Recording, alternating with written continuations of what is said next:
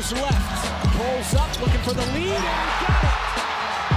Jalen Williams, 2 seconds to an 11-109. Now SGA, probing, piercing, spinning, hanging for the lead, and SGA knocks it down!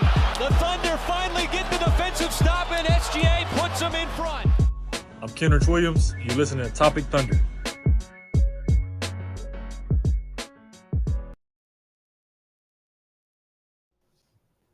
And welcome back, everybody, to the Down to Dump podcast. I'm your host, Andrew Schlecht. I am joined by McKelly Barrett. To the April Fools, guys. April Fools. Come on now. to the what? Anyways, yeah, welcome. Alex hit the rock eyebrow kind of go up a little bit there when you said that. I was like, what type of Twilight Zone am I in right now? Like, hold up, what is going on? There was a lot of options I could have went with, but I had to go with the friend of the pod there. So, but yeah, no. Welcome back to the Top of Thunder podcast. Once again, I'm your host Dylan at Thundercast. We're part of the Believe Network, and this podcast brought to you by BetOnline.ag. Now that that's out of the way, sadly we do not have Alex Spears and McKelly Berry here. We have somebody even better though. We have our guys. First, we got joining us from the Batcave, Alejandro Alex Roy. What up, Alex?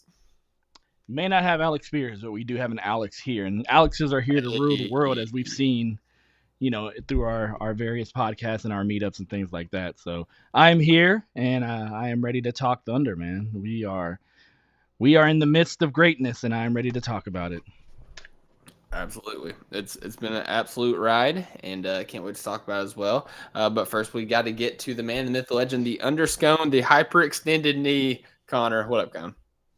Yeah, man. Someone undercut me a little bit going for a layup, and the knee. I mean, I'm just glad it wasn't something worse. I landed, and one of the first things I saw was like, "Ooh, I'm gonna tore something." I was scared. I didn't feel like a pop or anything like that, which made me feel better, but it hurt, and I've never had something like that happen with my knee. I guess I'm getting old. I'm turned 25 in just over a month, so I guess I'm getting old here. But yeah, I'm doing all right. Don't worry. I'm expected to be back before the playoffs. It's not anything super major. It's not a very high grade hyperextended knee. Nothing with the MCL, the ACL. So I'll be good for the playoffs. Don't worry. If you have me on your fantasy team and you're heading down the stretch run, or you're hoping I'm going to be back for the run, I'll be there. Don't worry. I wouldn't miss it for the world. Good thing is that you'll get a week off before the playoffs. So yeah, exactly. It's going to help that I'm not going to be in the playing tournament at all. So I'm able to come back in. It's not like we're fighting for a playoff spot. In fact, what is the opposite of fighting for a playoff spot? Because we've had it for like 47 weeks, it feels like. Tanking for a lottery spot? Yeah. Either way. I mean, we might have the chance to get a lottery pick if the Clippers fall. I don't know. We'll have to see. That would be nice. We would love or if the Sixers would win basketball games, and then Drew Timmy chill out for the Nets?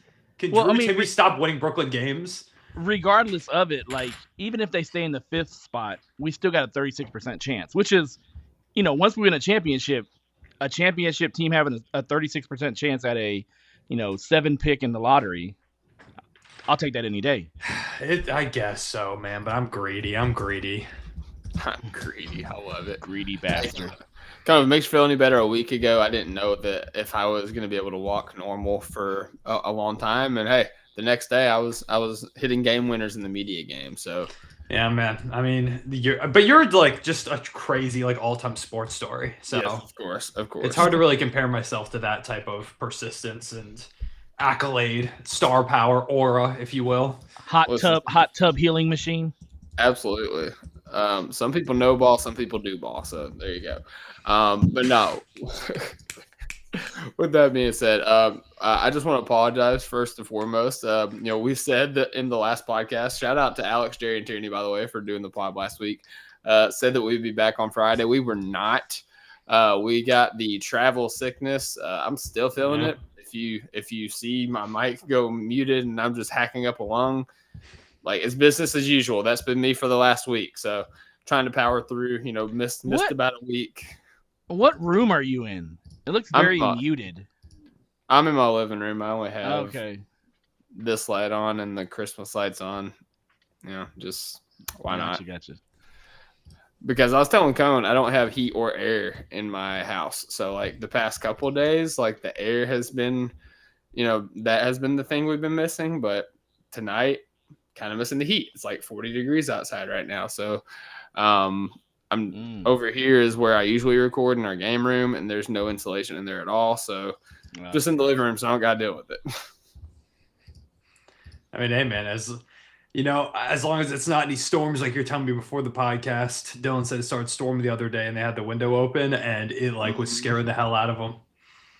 Yeah, no, it literally sounded like Thor. I told Cone, it sounded like Thor was right outside my bedroom. It was the loudest thunderclap I ever heard in my life. Woke up Nova at 1 a.m., didn't go back to sleep. It was great. Well, Sounds what like- you just love to Sounds see. like good things are coming. Mm-hmm. There you go. But hey, speaking of good things coming, to Oklahoma City Thunder, man, we're not even just coming, man. We are 100% here. I was listening to your all's podcast that you guys recorded the other day, and you were talking about like predictions for the rest of the season, and and rightfully so. Like you started theorizing, when are we going to start resting guys? When are we starting to prioritize a long postseason run to a historic regular season? And all understandable points. And then I think Jerry even said, like, I wouldn't be surprised if we lost every game from here on now, because like we got 60 wins, like the postseason is the priority. And not only have we not lost every single game, we've won every single game since that podcast. I think we played the Grizzlies, the Pacers, and of course the Bulls. And in all of them, we won in dominating fashion. The Grizzlies and the Pacers, we hit a furious comeback in like the fourth quarter in both of them. Whatever you want to call a thunder avalanche, the thunderstorm, thunderstruck, whatever you want to call it, that's what happened. And then the Chicago Bulls, it was sincerely one of the like most demoralizing beatdowns that I think I've experienced as a Thunder fan. Like the final score was 145 to 117. That is so much closer. Like the final score is so much closer than what that game was. Yeah, I mean, it wasn't really ever close. And the Bulls came into as one of the hottest teams in the NBA. Mm-hmm. I think they'd won 9 out of their last 12 games. Like Giddey was playing his best basketball. Kobe White was just named Player of the Month for March in the Eastern Conference. He was averaging 27.7 points per game over the month.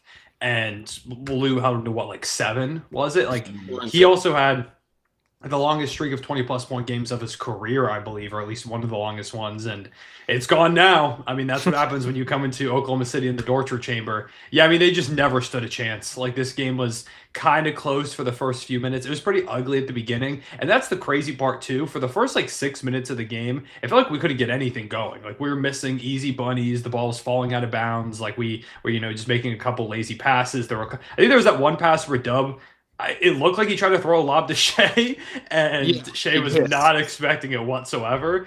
It just felt like the team was kind of out of sync for the first few minutes. I'm like, oh, maybe this is a bit of an uglier game. It wasn't. It wasn't even close to an ugly game. Well, it was ugly if you were a Bulls fan, because we were up 34 points by halftime.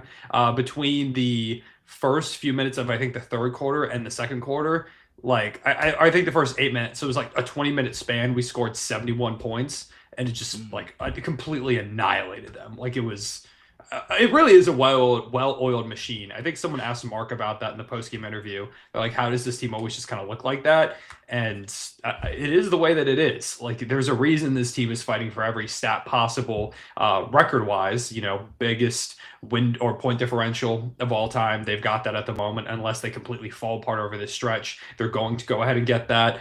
Best net rating of all time. They're fighting for that. It just feels like, how many times have the Thunder been down double digits this season? Like they'll go down 15, 16 points, and we're talking in the group chat like, oh, go ahead and bet on Thunder money line. Or there have been multiple times where they've been down like 15 points, and I'll bet Thunder to win by 11 plus and make like a nice $50 or something, because I just know it's going to happen every time. Like there's when we talk about this team, there's you look at them and there's the adjective of greatness attached to them.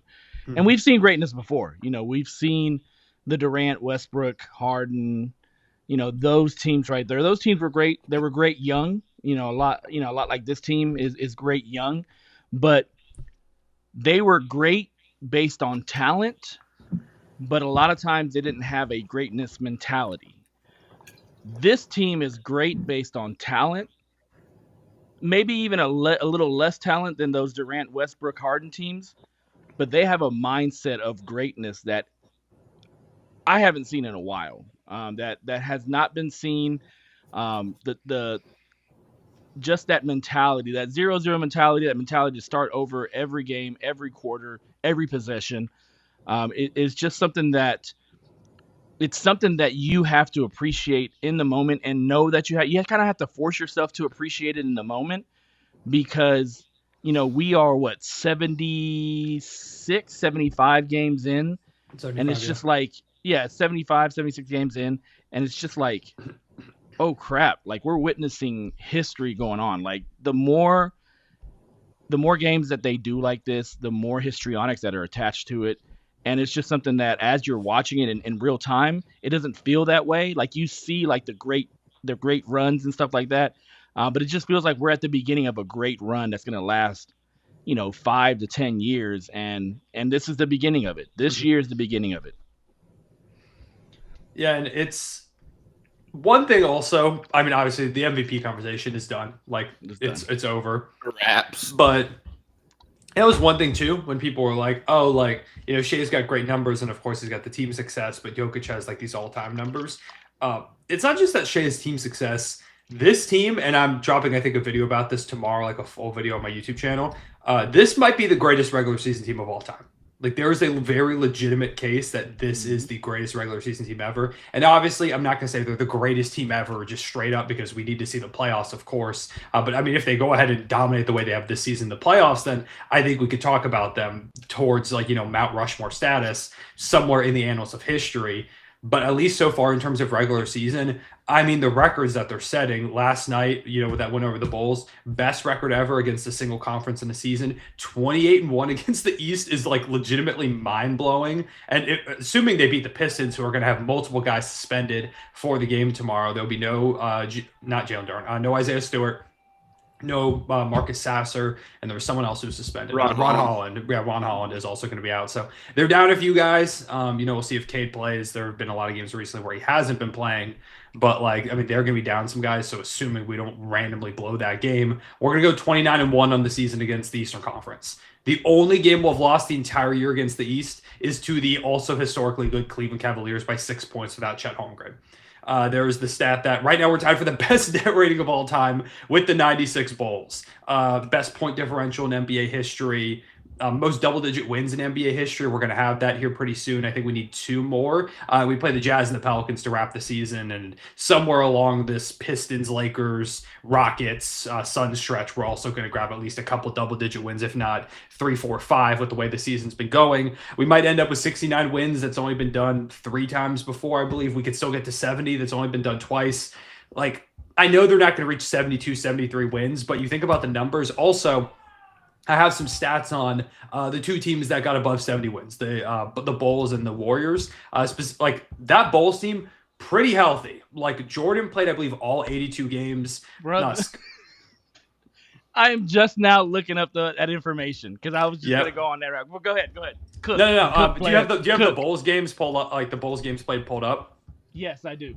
Okay, read those off, and then I'll read off the Golden State Warriors ones. All right, Michael Jordan, 82 games played. Yep. Scottie Pippen, 77. Dennis Rodman, 64.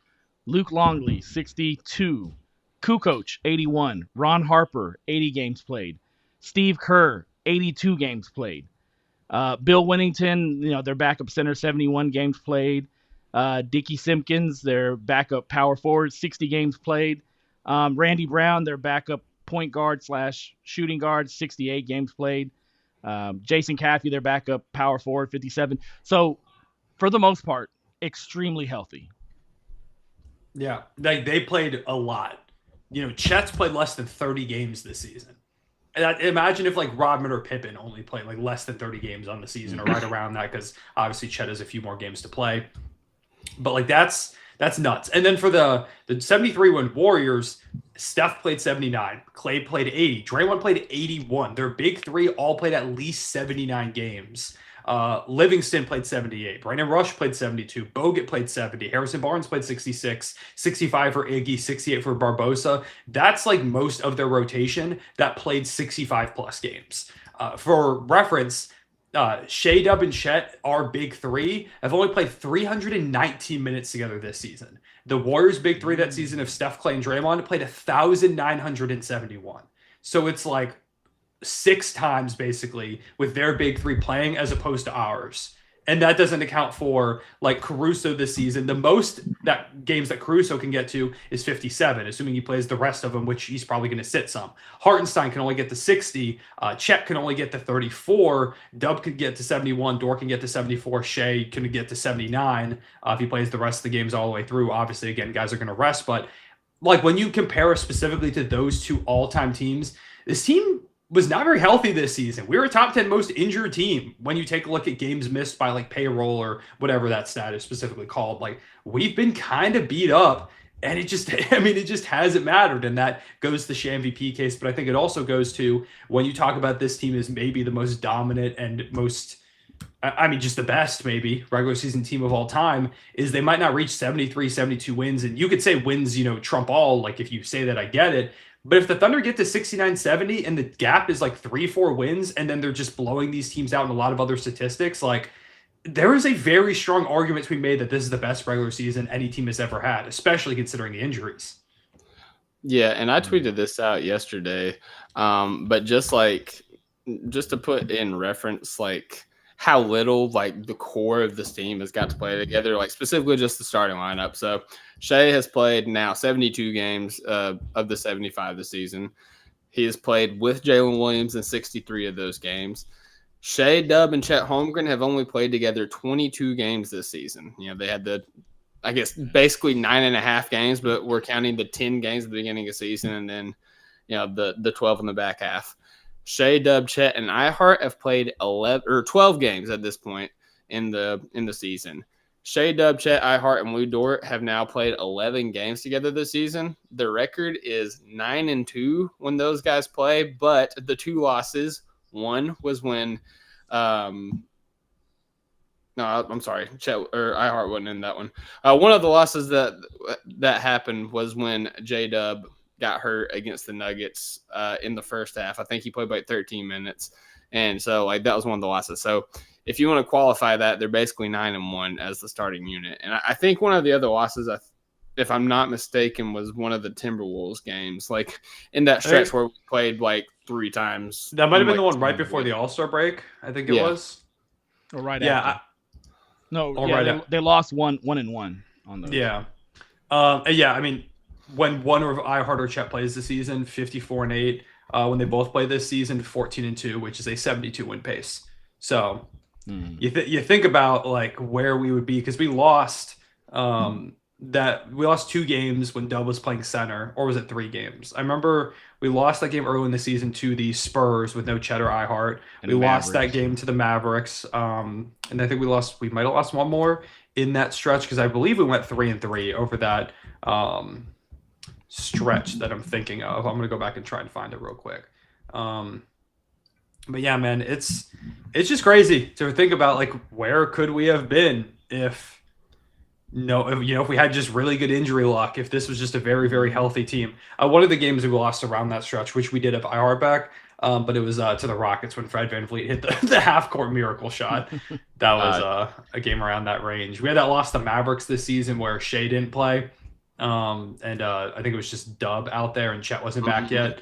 So that was one of our losses. Like there really hasn't been a single game this season outside of I guess the blown lead at the end of that game against the Timberwolves where like we lost and I was like, damn, like that really sucked. Like we obviously should have won that game. Or there were times where I'm like, yeah, we should have won that one, but there's always been like somebody missing, Yeah, that was always like that was my thing too. Like when I was like going back and studying these, like you could like set a qualifier for like every game, like this guy left early, this guy wasn't playing, and so on and so forth. But that one Timberwolves game, that one where we blew like the 20-something point lead, that was the one thing where like all the guys were playing, nobody missed. And we still ended up losing that game. So like that was the one, but also that was a weird game in and of itself because like we were up so much that our guys had been like, they had mentally checked out of the game. Like they had checked out of the game physically and they mentally checked out of the game. And they was asked to come back into it and try to, turn that back on. And it's kind of hard to flip that switch at that point. So yeah, there's also one where we missed like 1 billion threes in a row. Like that was like the one time all season we've gotten so cold that we couldn't really recover from it. And I mean, the rest of the season we've been good, which also, by the way, a couple stat check-ins because been keeping up with these throughout the season. Obviously, we talked about the net rating, but on the season, we're still the number 1 defense. No surprise there. That's not going anywhere. Offensively, we're up to 3rd ahead of the Denver Nuggets now, just 0.4 offensive rating points behind the Boston Celtics. So not impossible that we end up top 2 in both categories. We were right there in that conversation. I believe the Celtics last year were top 2 in both. They were 1 in offense, 2 in defense. We have the chance to go and replicate that in the other direction. And then 3-point shooting. I remember early in the season was a big point of contention. People were worried, like, do we need to add a Cam Johnson? Like, do we need to add more reliable shooters? And I think a lot of people started to realize that, hey, the shooting is going to be fine. Like I say, Joe's been on fire. Kenrich Williams, I swear he hasn't missed a 3 in like months. Even when I see him miss one, I just don't believe it happened. Obviously, Wiggs has been shooting well. Dub has been. He took a lot of threes yesterday against the Bulls. But it feels like he's been for Kenrich. I think it was the Topic Thunder podcast intro bump that a lot of players get. Yeah, we've seen a lot of guys throughout history get that bump, so I'm not surprised whatsoever. It was against the Bulls. He went 4-7 from 3. Shai's obviously been shooting pretty well this season. The Thunder up to 6th in the league in 3-point percentage, and that's 37.6%, right behind the Minnesota Timberwolves at 38%, the Nuggets at 38.1%, Suns at 38.4%, and I mean that's the top percentage. The Thunder are 0.8 percentage points off of the best 3-point shooting team in the league this season, which is crazy, especially when you consider how bad the season started, where nobody could buy a 3 for anything, and people are like, oh my god, we've got to trade for multiple shooters, it's a disaster. And then 3-point variance kind of comes back around, and a team that last year was the best shooting team in the league doesn't suddenly suck at shooting, which it makes sense. And that's on more volume too, of course, than last season as well. Because last season we were a really good shooting team, but the volume was pretty low. This year, I think we're 11th. Last time I checked, we're 10th. So 10th in the league in 3-point shooting. I like that. It was basically like Tiger Woods' mid-career swing change. Like, we were great at 3-point shooting, but we needed to learn how to shoot other types of 3-point shots and other types of, floor spacing mechanisms, especially when you add iHeart into that. And so, yeah.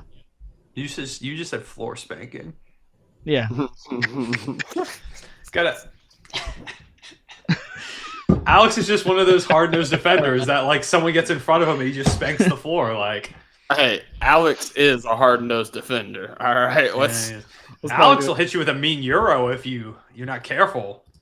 Hey, Get him going to the lane.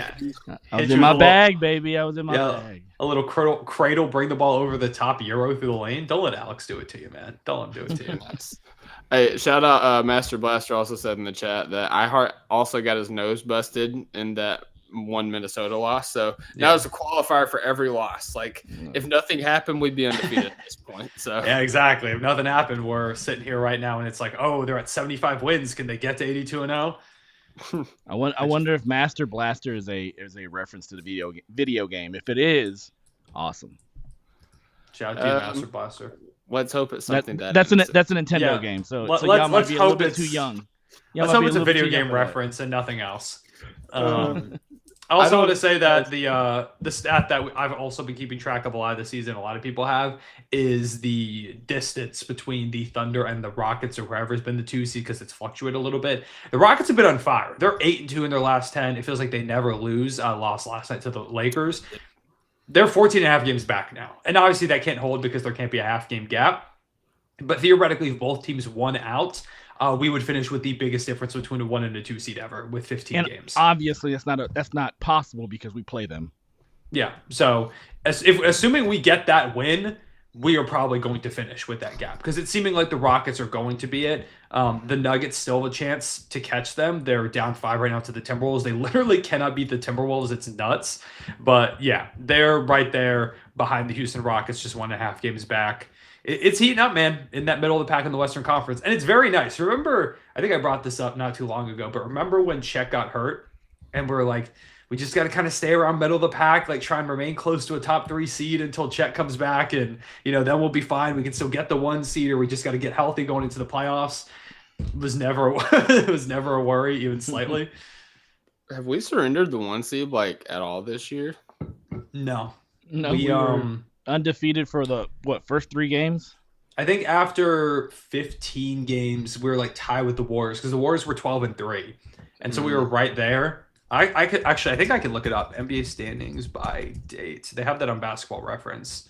So let me see if I can find exactly when we grabbed it and we held on to it. Okay, so we were going back and forth with the Lakers who start off 3-0 and the Golden State Warriors who start off like 9-2 in that range for a little bit. But we had sole possession of the 1 seed ever since November 25th. We have not relinquished it since then. Okay, I like it.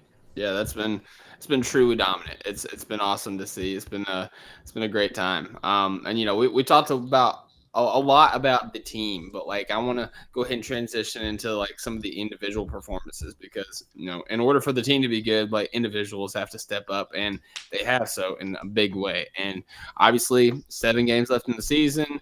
We're unclear on how much we're going to be playing our guys in these games. As we go down the stretch, I kind of think that like the Pistons game, Rockets game, and the first Lakers game, I could really see us just like business as usual. Mm-hmm. But I think starting that second Lakers game, you have Lakers, Suns maybe without KD, Pelicans without anybody, and Jazz and the rebuilding selves to like close out the season.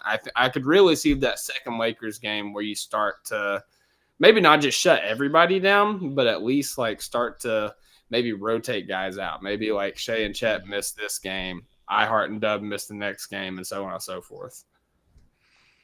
Yeah, I think we start rest. Yeah, I think that first Lakers game, up until that point, we're just going to play our guys. I also do think Mark has talked about it. Like, just want to keep getting better, keep getting the reps. Mm-hmm. I don't know if like maybe just that last game of the season or the last 2, but I think up until that point, at least some of our guys play. And even in like the last game of the season, I could see the guys playing like the first quarter and then shutting everybody down, but just getting them a little bit of reps, like just get that starting unit a little bit more run. I even think like Shai might rest those last 2 games or something, but I would still expect maybe Chet to play, like Chet and iHeart maybe continue to get them reps as that duo, maybe even alongside Jalen Williams. Just keep getting a little bit more data, keep getting a little bit more, especially like if you want to try some stuff in those final few.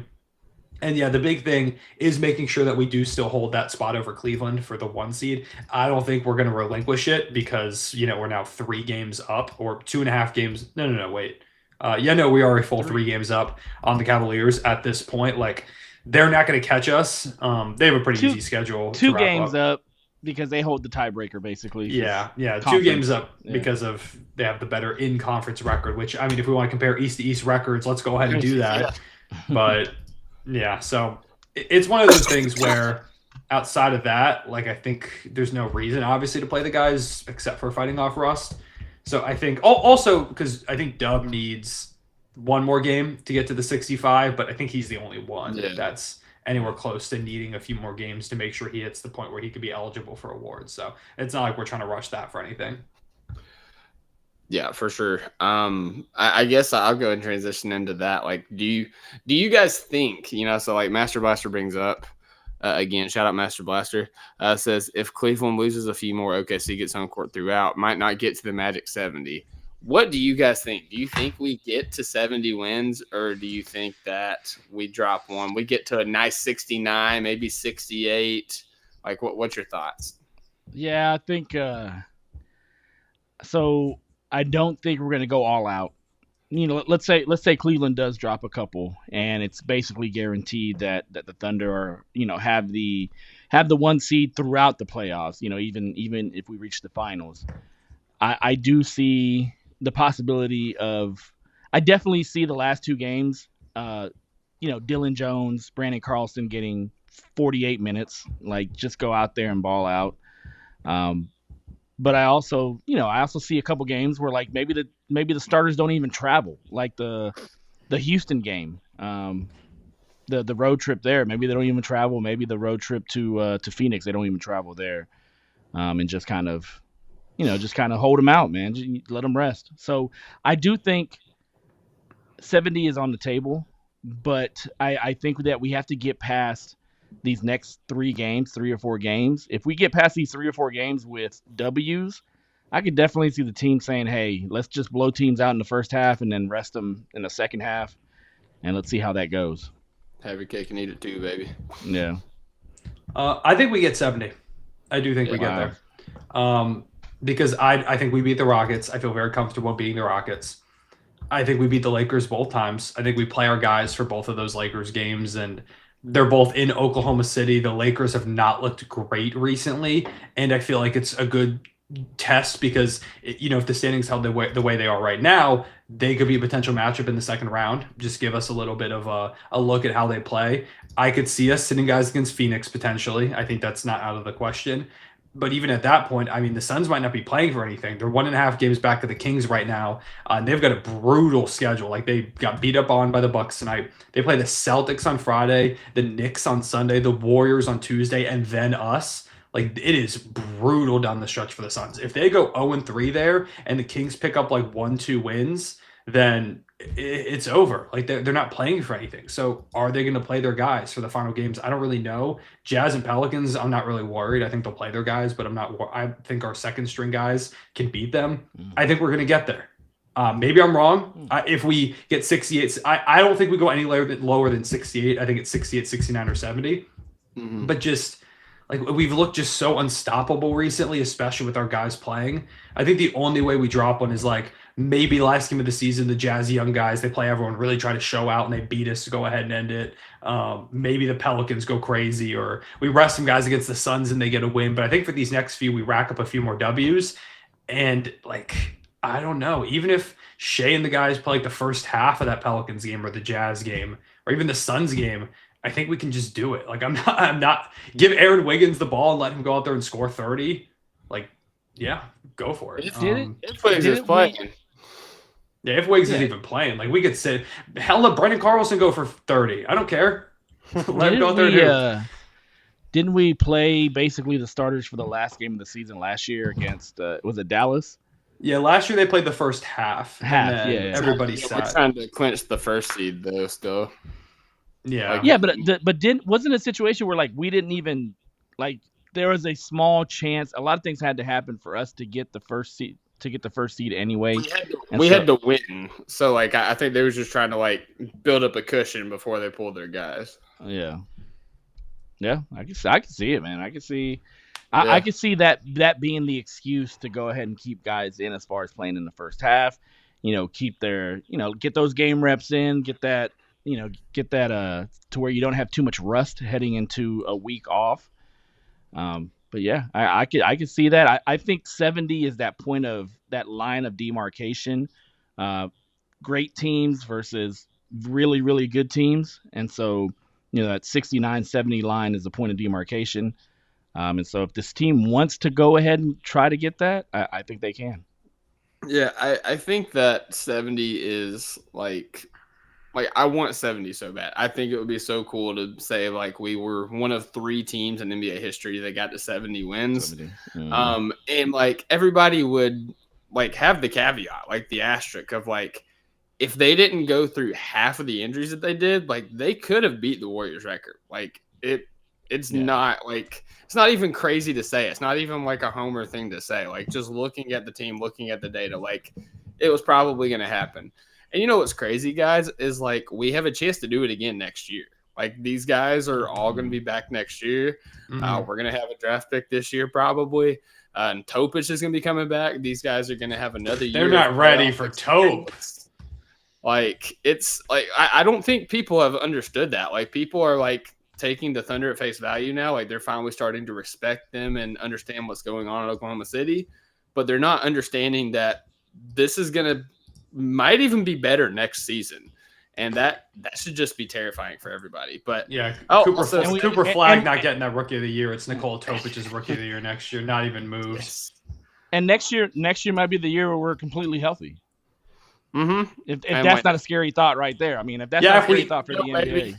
We need to do a hip drive in Oklahoma City. Everyone donate your hips. Yes. Like, if If you can afford to donate a hip or 2 or 3, if you have to have 3, like donate them. Let's donate some bone marrow for the hips. Like it's crazy. Yeah. Why is every injury a hip? Everyone who leaves the game, it's a hip injury. Even Josh Giddey came in questionable because of a hip into last night's game. There's some kind of like hip-based virus that is going through the Oklahoma City water and has been spreading and festering for months. Giddey's got symphony pains for the Thunder there. So, but no, I will say that if we do get 70 Sympathy wins, or symphony? I did say symphony, didn't I? I'm sick, bro. I'm in a brain fog. Leave me alone. Leave me alone, floor spanker. All right. But I will say that if we do get 70 wins, like as we said, the MVP is wrapped up at this point. Mm-hmm. If we get to 70 wins, man, we need to start talking about if it's going to be unanimous or not, because that's unprecedented. Like, I don't care. Like, again, like, I'm not discounting anything Jokic is doing. Dude's averaging a triple-double. We've seen Russ do it 4 seasons, but whatever. Like, averaging a triple-double in this league, again, just like we said, you know, being one of the 3 teams that have won 70 games would be awesome. Being one of the 3 players that have averaged a triple-double in a season is awesome.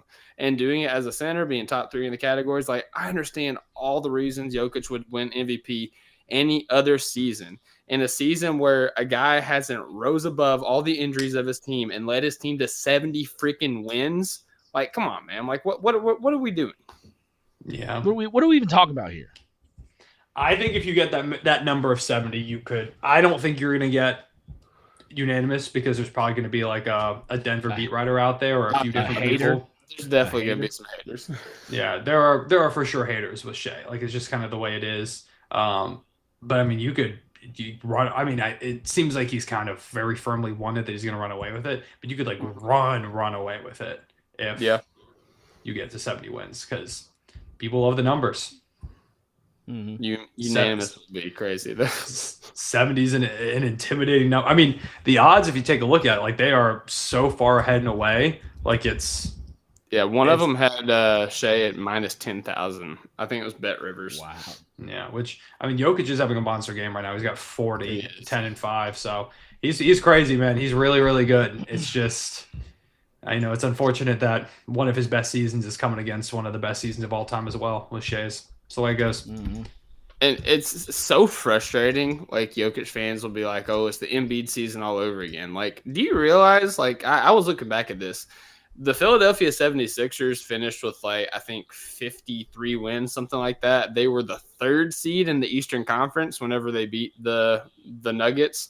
Like, we're talking about the Thunder winning 70 games and being above, like, the next highest team in the Western Conference by, like, 15, 16 games. Like, they are not the same. There's nothing that is similar about this. Also, Embiid deserved that MVP. Like he 100% did. I don't care if people are going to go back and say. People have revisionist history all the time because of playoff success, which has never and will never matter for the MVP. No. Like people who say, "Oh, he shouldn't have won MVP," look at the results of the playoffs. It's just not how the award works. Like it's just not. It's never been. It's ridiculous to ever say that. Embiid deserved that MVP as well. Jokic has deserved his 3 MVPs 100%. Like Jokic is deserving of MVP pretty much every single year. He's having an amazing season.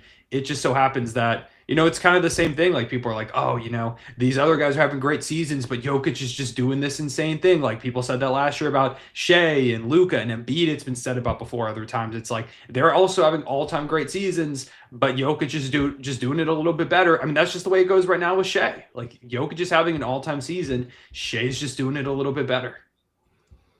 And again, as I've always said, there are 2 sides to a basketball court. And SGA is not only leading the best team, a team that could win 70 games, but he's also a part of a team that's historically the best defense that's ever played basketball for a season, possibly. And so that has to count. That has to factor into it. Yeah, I mean, we talked about like the games, like the amount of. I really feel like people just for some reason don't think about Chet missing that many games and Ihart missing that many games and Caruso being injured and the fact that we've been one of the most injured teams and we're still going to win nearly 70 games. Like, you know, who's been the consistently most available player for us? and is the reason why it hasn't really mattered. I mean, obviously, the defense is great and everything, but it's Shai. I mean, it doesn't matter what lineup you put out there with Shai. It's our first stringers, it's our second stringers, it's our third stringers. That lineup probably is the best net rating of all time. Like, it's just the way it goes. He's just elevating people so far. I saw someone actually say something that kind of sounds crazy on the surface. I'm not quite sure I'm ready to buy into it, but there was someone I saw on Twitter, I can't remember who it was, that was like, Shai's got that Curry type gravity, but it's inside the paint. Where they're yeah, I think it was Sam Baltalk. Okay, where he's like, like people are so scared of, leaving Shai open at the 3-point line or anytime he has the ball, like all eyes are on him. It's pretty similar when Shai gets into the paint or, just anywhere inside the arc. Teams are just petrified of Shai doing anything. And it's that type of impact. It's all-time impact. Like when you have a guy who not only is scoring the way that he is, but is also elevated as a playmaker. He's become a world's better playmaker this season than we've ever seen him before. And now he's a 3-point threat, and he's got some of the best handles his size that we've ever seen. Like, he's a knockdown mid-range shooter, one of the best finishers we've ever seen at the guard position. It's just an unreal combination of skills to the point where part of the reason why, like, there were multiple points last night where Isaiah Joe was wide open from the 3-point line. And he said after the game, he's like, yeah, they left me open a couple of times, and I mean, I'm going to take it. And he knocked down, 8 threes? Did he have last night? Yeah. Like there's a reason he gets open or Dort gets open. And it's not always a result of a Shai driving kick, so people don't really realize it, but it's a result of eyes are on Shai and he's either cutting off ball or he's coming up to get the ball and people are so worried. And then the pass goes over to someone that's wide open to shoot the basketball. Like the gravity that he brings to the table is so much more than even what the numbers will tell you.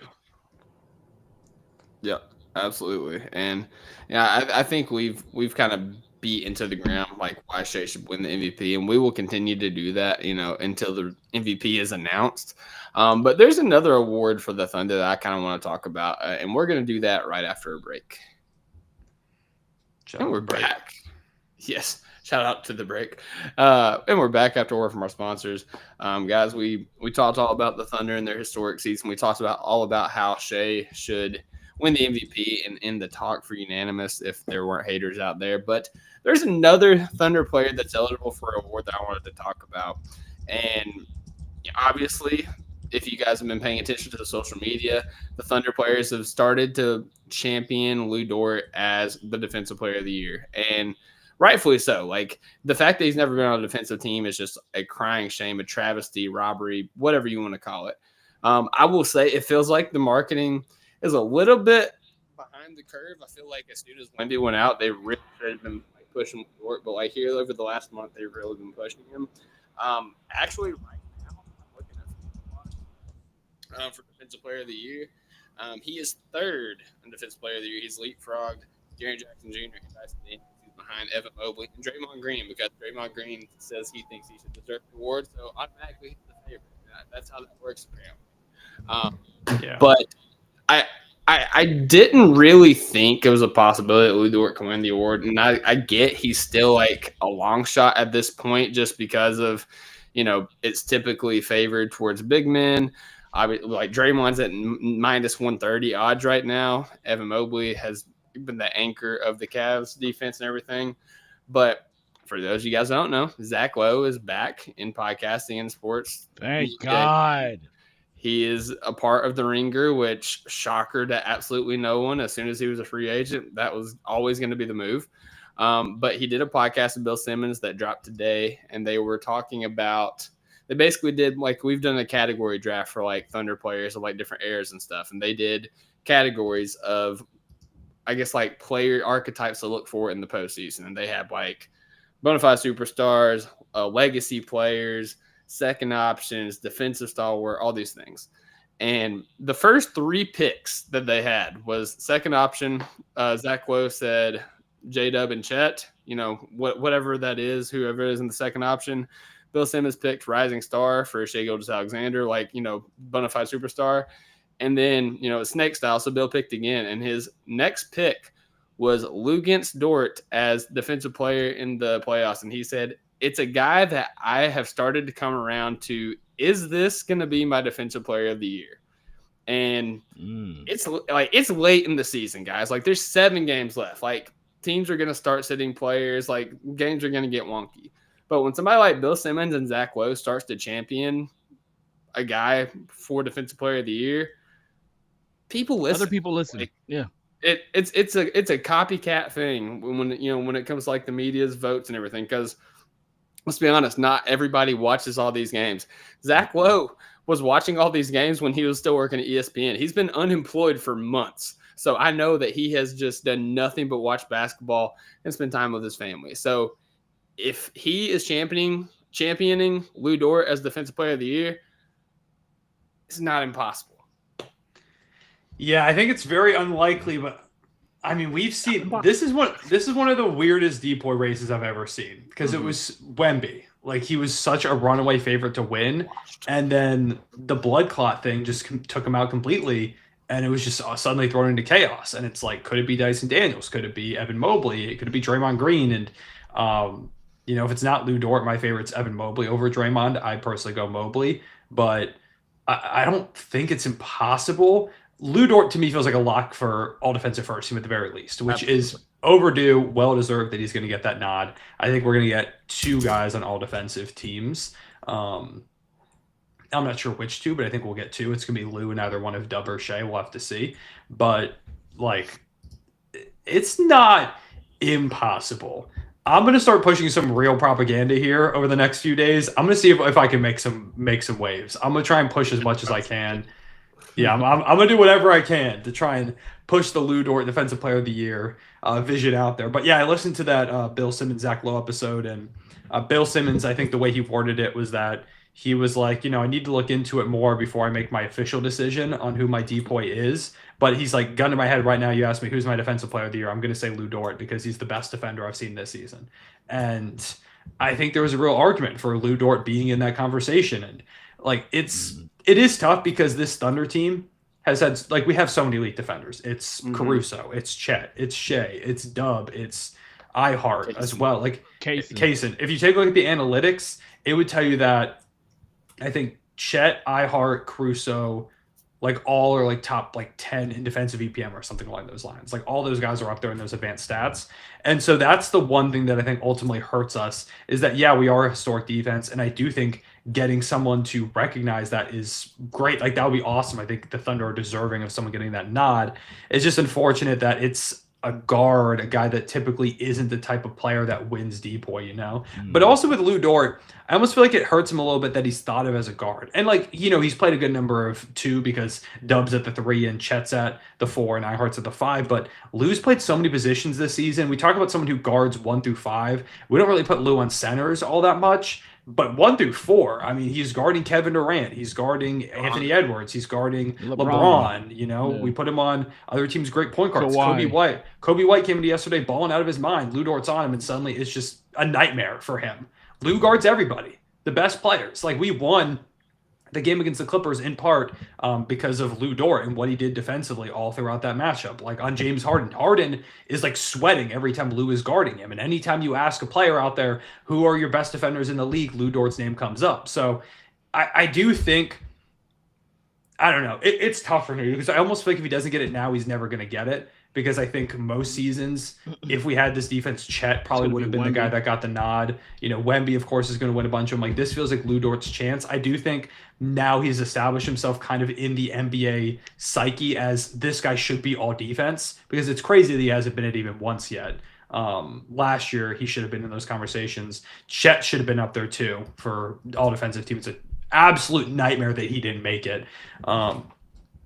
I want to see him win DPOY so bad, but I just feel like if it's not this season, I don't think it's ever going to happen. And it would be so cool if Lou Dort gets DPOY. Like, it'd be so cool. It'd be amazing. I honestly think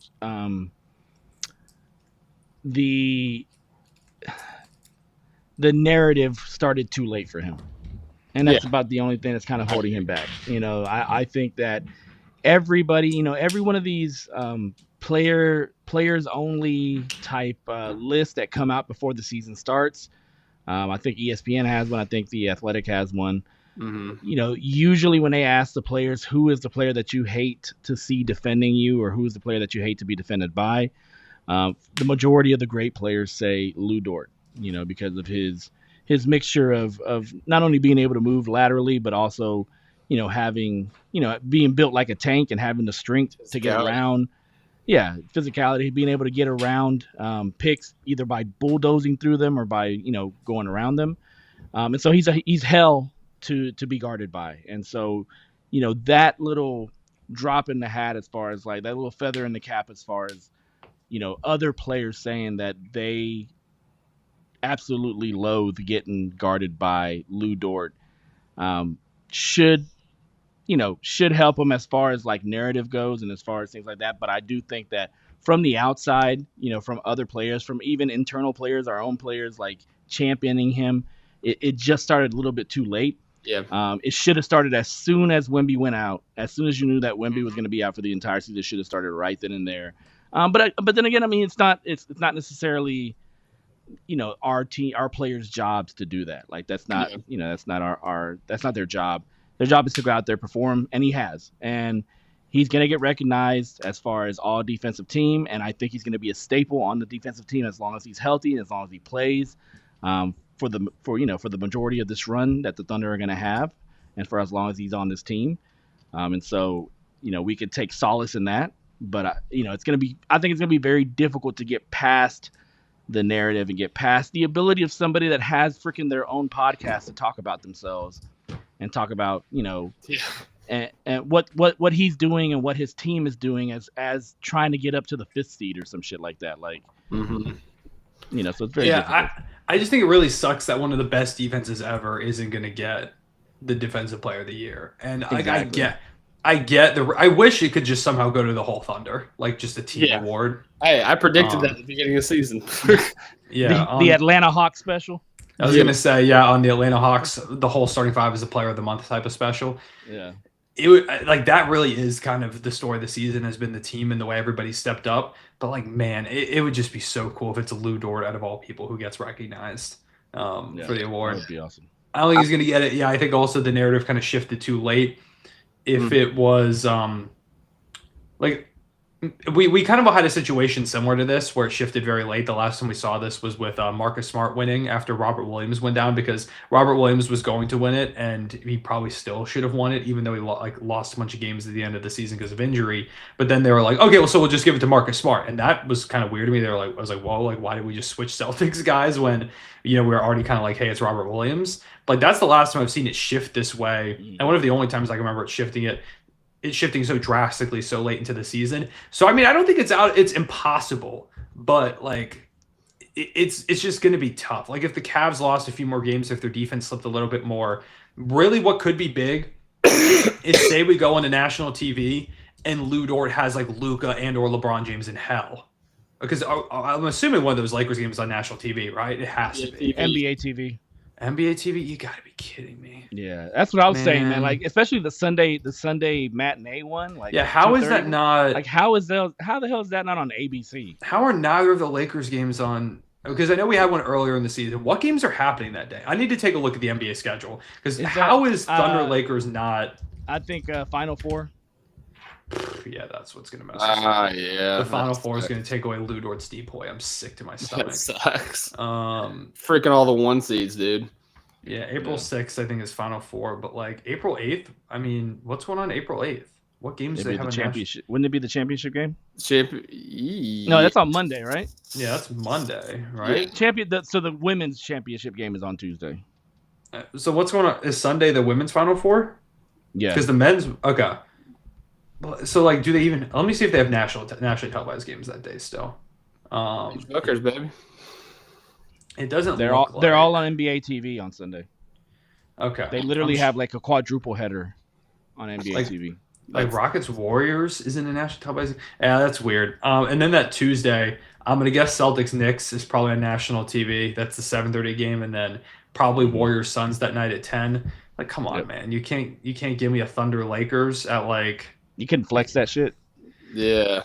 Yeah, I don't know. It's just like I know I get Celtics Lakers, but it's like LeBron and Luka now going up against the 1 seed in the Thunder. Even before the season, I'm surprised that wasn't one that got that type of love. So it's unfortunate, but like I still think even on NBA TV or even in any of those regards, like if Lou Dort goes out there and just clamps up LeBron and Luka, that could be a big shift for him. Like that's honestly the 2 stretch of games. I mean, if he could even have like a group of 3 where he locks in LeBron and Luka and then Kevin Durant in like the span of 3 games, maybe we could start to build some momentum. Or Book, if Katie's not playing.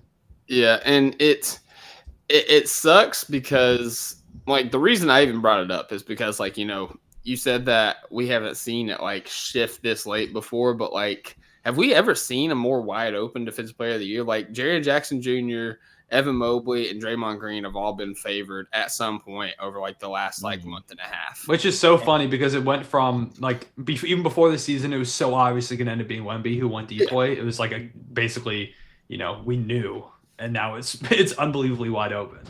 Yeah, so like if it was going to happen, it would happen now. And I do agree with you. Like if he's able to like.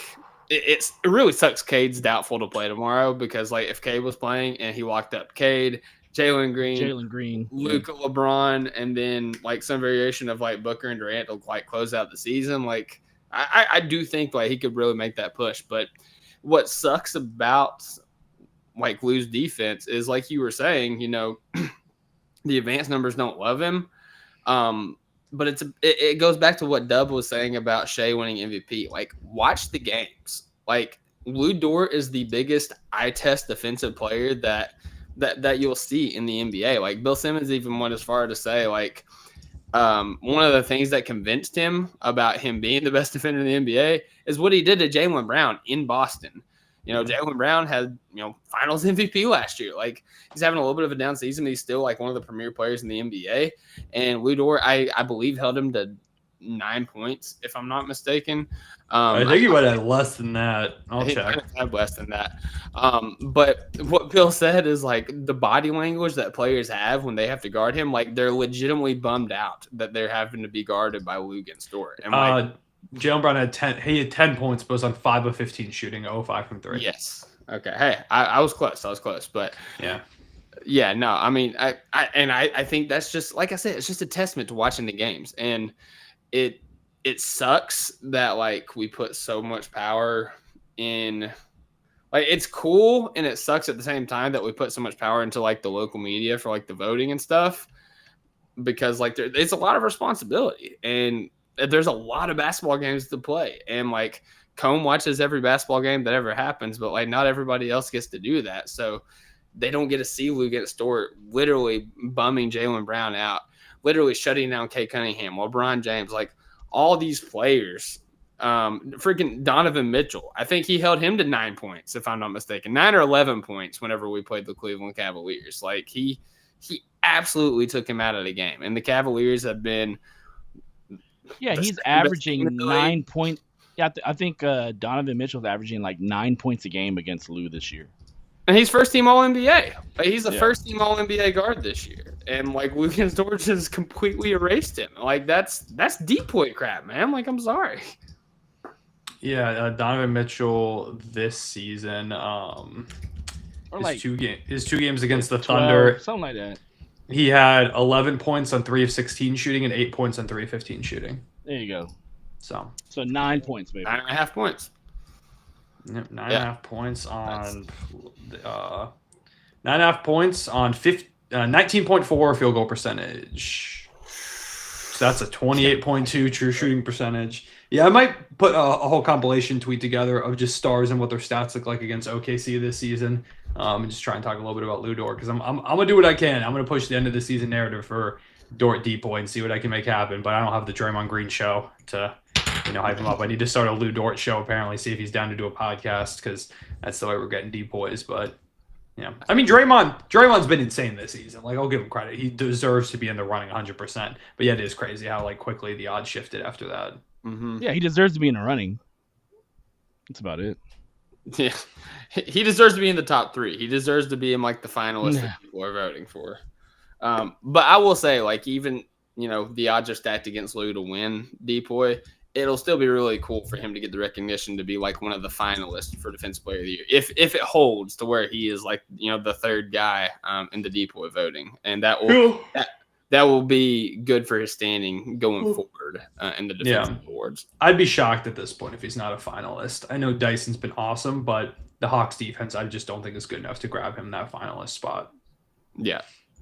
The other thing I want to talk about before we kind of, I mean, we could talk playoffs another time. I mean, we've gone a little bit long, but the other thing I want to talk about in terms of like player awards is obviously Chet was playing at All-NBA level at the beginning of the season.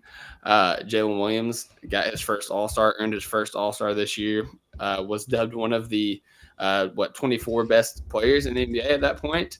Extrapolating that a little bit, with the 65 game minimum, some of the players that are ineligible, Victor Wembanyama obviously is one of them, and more recently, it looks like Damian Lillard and Jalen Brunson are not going to make that threshold.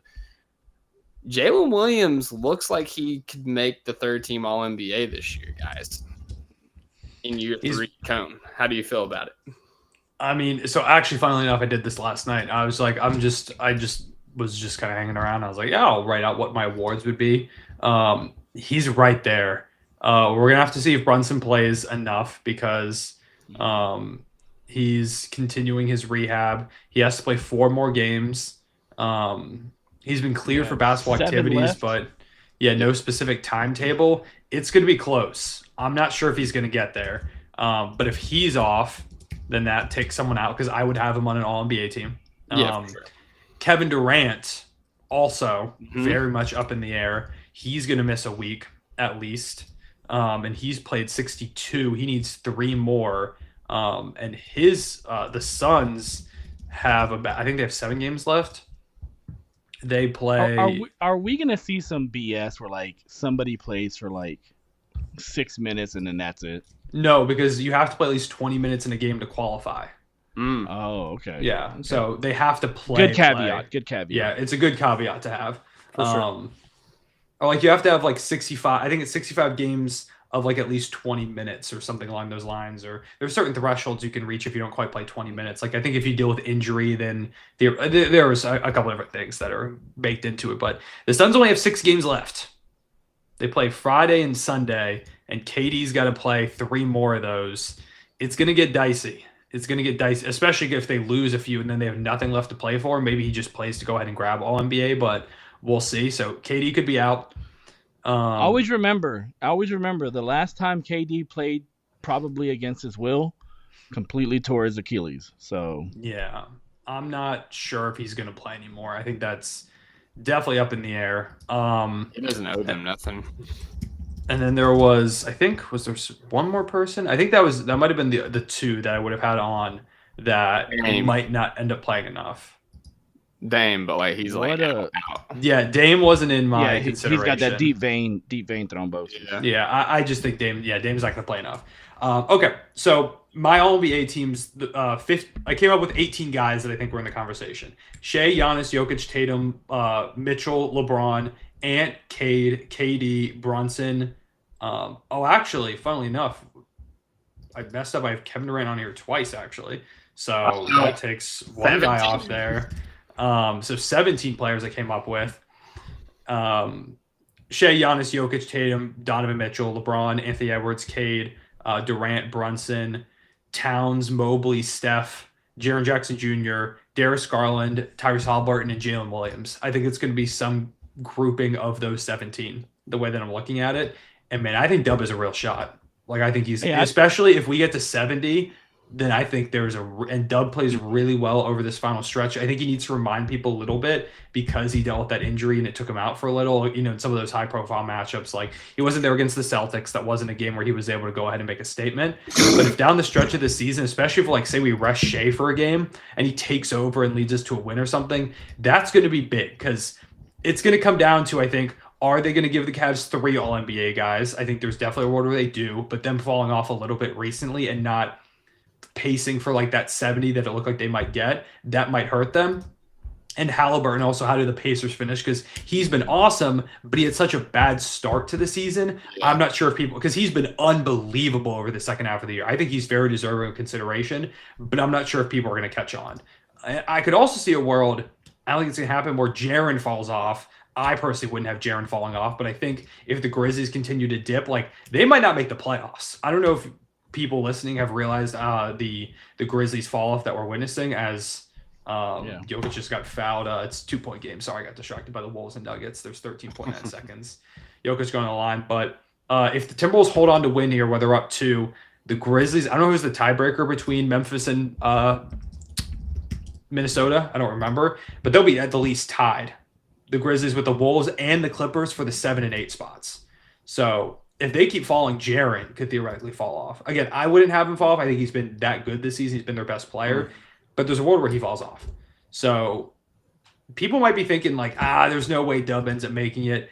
I think I'd give it like 50-50 to be honest. I'm with it. I like it.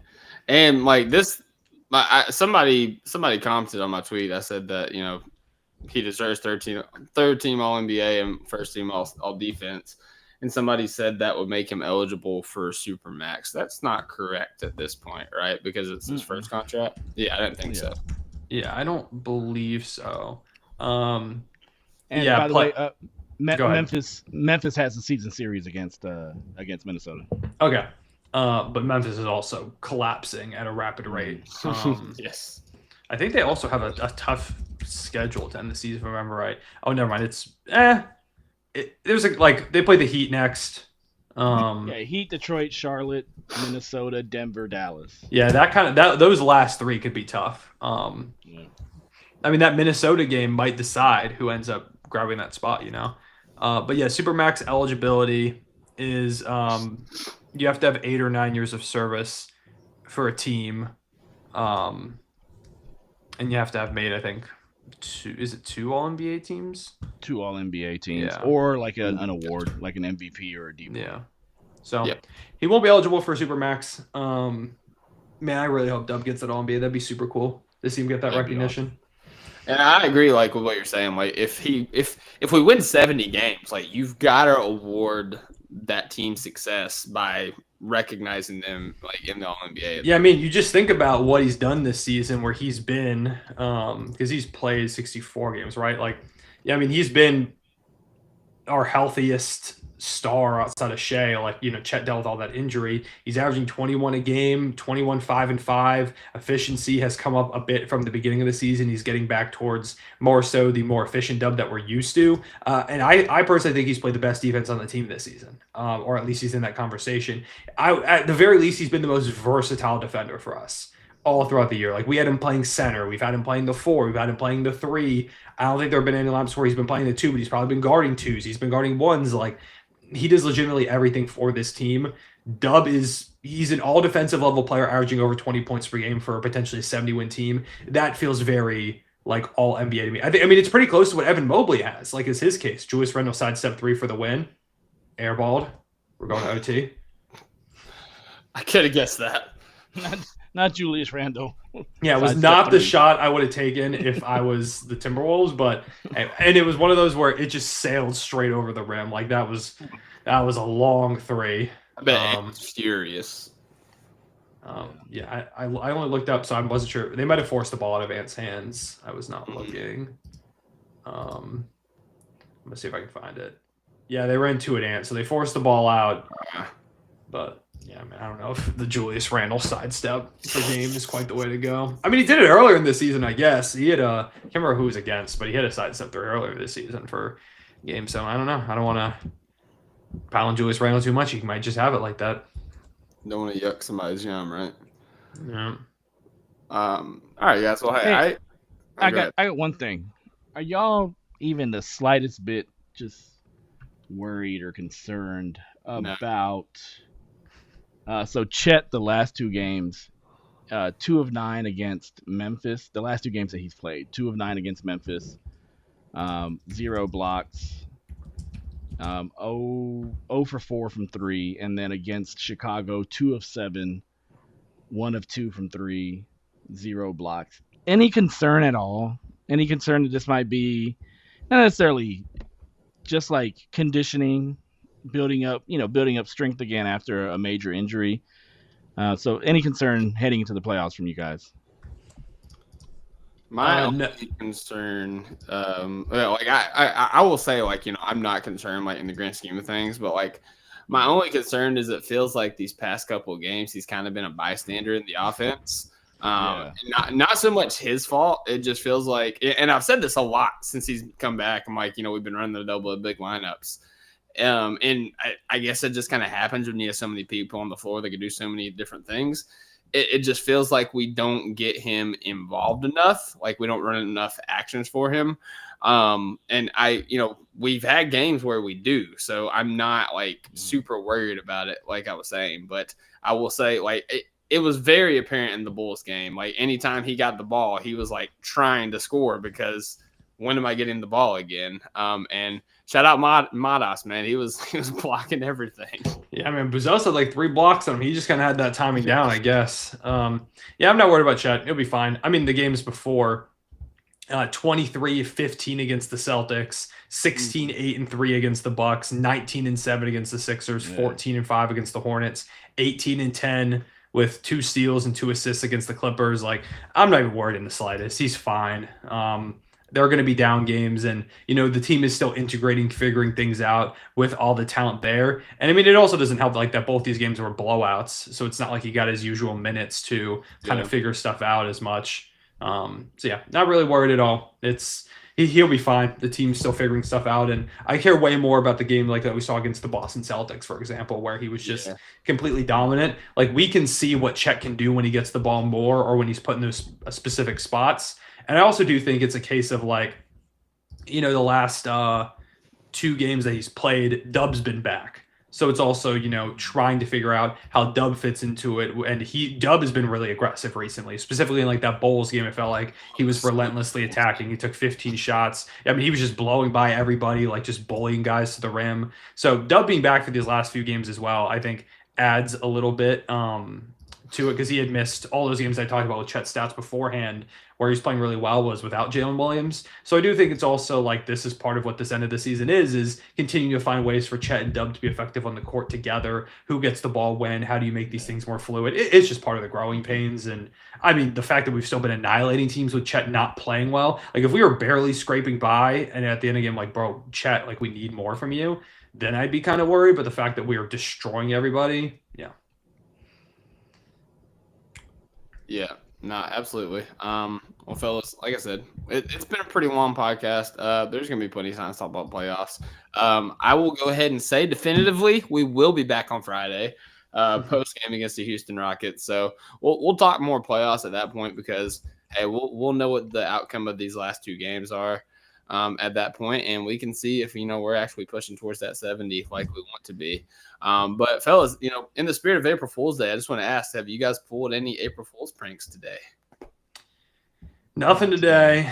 I think the last couple of years I've done like an April Fool's video or something along those lines. I couldn't do it this year. It was so funny. I almost came out with my Thunder might be having like the greatest regular season of all time video today, and I was like, I can't put it out today for April Fool's because people are gonna be like, "Oh, nice April Fool's joke, dummy!" Like I couldn't deal with that, so I'm doing it tomorrow. But yeah, no April Fool's jokes today on my front. Did y'all see the Bucks tweet about Mike Budenholzer? So the Bucks tweeted out because like Mike Budenholzer is here in like the Suns played the Bucks today in Milwaukee, so Mike Budenholzer was returning. He was back in Milwaukee. They tweeted out like a graphic of him, and they said like, "Welcome back, Coach Budenholzer," basically. And people are like, because it was April 1st, people thought they were like pulling a prank that Bud was back as like coach of the team or something like that. I think in just reality, it was really bad timing. And because people are like, this was like an insensitive April Fool's joke to be like, yeah, we fired you and your team sucks now. Like, hey, welcome back, buddy, kind of thing. So yeah, it was just bad timing. Did you see Cleveland's one where they were re-signing or they were signing Matthew Dellavedova for the end of the season? I did not see that one. No. That's amazing. Bringing Delly back. Yeah, no, I bought a roll of Scotch tape, and I just put like layers of Scotch tape over the boys' door sill, and I yelled at them that we had ice cream, and they opened the door, and I didn't do the entire door seal, so I was just like kind of like eyeballing off memory how tall they were. AJ came out like a bat out of heck, and the tape stopped at like his forehead, and so he like just knocked himself back. I was like, oh my god, that could have been so bad, but he was fine. We all laughed. It was funny. Yeah, the classic one was when I was a little kid.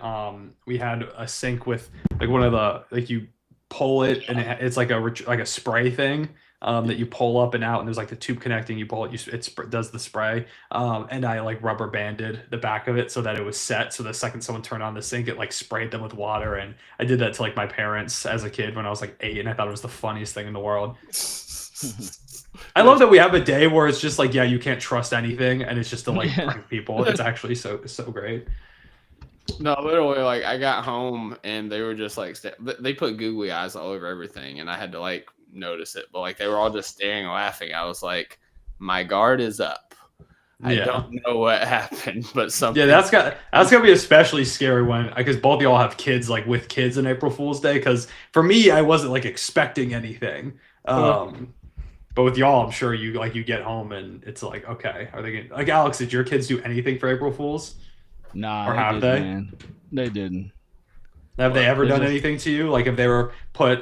They've tried. They've tried their little, little they've jokes. Tried. Yeah, they've tried. So cute. Alex is unprankable, apparently.